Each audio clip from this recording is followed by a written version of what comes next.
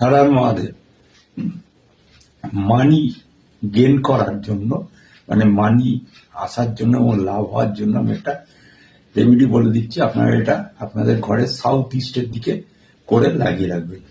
আপনারা বাজার থেকে গোমতী চক্র কিনে আনুন, সে যে কোনো কালারেরই হতে পারে, একটু কালচে লাল, সাদাতে হয়, সাদা হয়।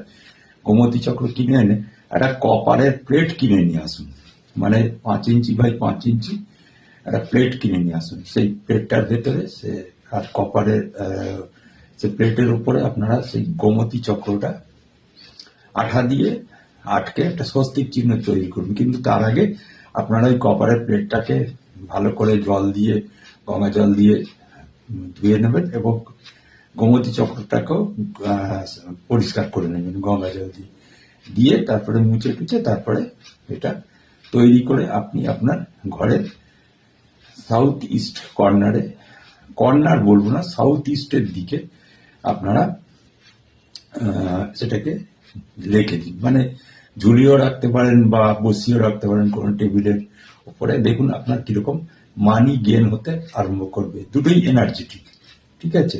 একটা বিষ্ণু আর একটা হচ্ছে কপার, হচ্ছে এনার্জিকে আকর্ষণ করে, এনার্জি ফ্লো করে।